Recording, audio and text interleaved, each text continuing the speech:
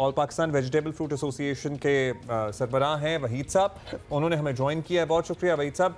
वहीद साहब बताइएगा, फसलें तो मुतासर हुई हैं, गन्ने की फसल है, चावल की फसल है, कपास की फसल है, फिर सब्जियों का भी बताया जा रहा है, एक तो उनकी ट्रांसपोर्टेशन भी मसला बनी हुई है, फिर उनकी भी काश्त मुतासर हुई है। किन किन चीज़ों की कीमतें बढ़ सकती हैं आने वाले दिनों में? देखिए जी, इस प्राइस से पहले मैं थोड़ी सी बात करना चाहता हूँ। फ्लड जो 2013 से आना शुरू हुए थे, जो ग्लोबल वार्मिंग और क्लाइमेट चेंज हो रहा है, तो हमने कोई इसका इंतज़ाम नहीं किया। ये आगे भी जाके फूड सिक्योरिटी के इशू बढ़ते रहेंगे।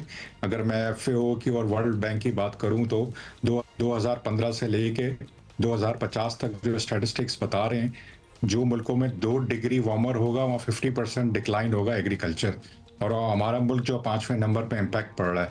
जो आप प्राइसेस की बात कर रहे हैं, खैर आप पंजाब क्या खैबर पख्तूनख्वा में भी फ्लड आया है और अभी खतरा है इंटीरियर सिंध के अंदर भी, अल्लाह खैर करे, मगर प्राइसेस डेफिनेटली इम्पैक्ट पड़ेगा। अभी जो खबरें भी आ रही हैं कि कुछ प्राइसों पे इम्पैक्ट आ गया और आगे भी आएगा, क्योंकि ज़ाहिर बात है जब क्रॉप पूरी आपकी डैमेज हो गई है और डिमांड सप्लाई के ऊपर रेट इसके चलते हैं, तो डेफिनेटली एक्सपोर्ट के ऊपर भी इम्पैक्ट आएगा और जो लोकल मार्केट है उसके ऊपर भी इम्पैक्ट आएगा। और दूसरी बात मैं करना चाहता हूँ कि जो हमारे गवर्नमेंट जो सिटीज़ की हैं, उनको बड़ा अलर्ट होना पड़ेगा, क्योंकि जो रिटेलर है, आप उसके पास एक एक्सक्यूज़ आ गई है कि जो प्राइसेस महंगी हुई है वो फ्लड की वजह से हुई है, और ज़रूरी नहीं कि फ्लड की वजह से हो, मगर लोग इसका फ़ायदा ज़रूर उठाएंगे।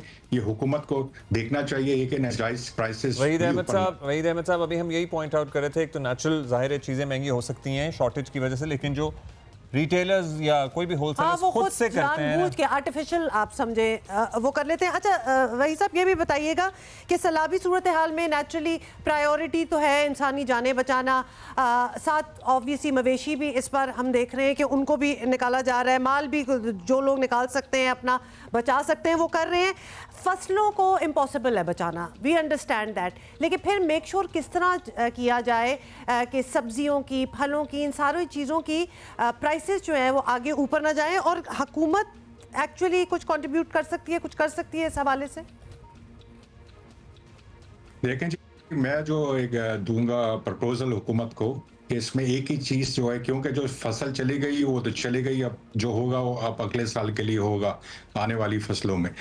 अभी ये कर सकती है हुकूमत फौरी तौर पे अफगानिस्तान और ईरान से जो भी सब्जी आ रही है उस पे लेवीज जितने भी टैक्सेस हैं वो ज़ीरो कर दिए जाए। कम से कम वो सप्लाई जब आएगी हमारे पास तो वो जो इम्पैक्ट इतना नहीं आएगा प्राइसेस का। तो यही अभी हल है, क्योंकि नेबर कंट्री से बाय रोड पे आ जाएगा तो खर्चा भी इतना नहीं होता। अगर हम समंदर से या बाय एयर मंगाएंगे उसके खर्चे बहुत होते हैं। तो इसलिए मेरा तो प्रपोजल यही है, ईरान और अफगानिस्तान की ड्यूटी ज़ीरो कर दी जाए, लेवीज जितनी भी है, और इम्पैक्ट जो है लोकल मार्केट में इससे आप कम कर सकते हैं, और इसका कोई तरीकेकार नहीं। अच्छा वहीद साहब, अभी आप मौसमियाती तब्दीलियों की बात कर रहे थे और हमारी फूड सिक्योरिटी डायरेक्टली रिलेटेड है। हमारा गर्मियाँ ज़्यादा बढ़ती हैं तो आप कहते हैं कि कितनी फ़ीसद हैं जो फसलें मुतासर होती हैं। What should be the long term plan? मतलब कोल्ड स्टोरेज वगैरह कोई बड़े शहरों के करीब बन जाए तो उससे कोई फ़ायदा हो सकता है, या अदरवाइज वो तो आपकी जो सब्जियां वो एक हफ्ते से ज़्यादा नहीं रहती, इसके लिए आपको कोल्ड स्टोरेज तो ऑलरेडी अभी भी मौजूद है।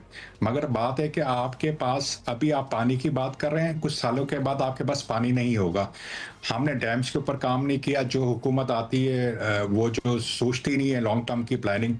अगर जब तक लॉन्ग टर्म प्लानिंग नहीं करेंगे, डैम्स नहीं बनाएंगे, पानी को देखें ना, अभी अरबों का नुकसान हुआ है हमारे मुल्क में, और अरबों का पानी जो ज़ाया हुआ है वो भी नुकसान होगा। दो नुकसान हुए हैं।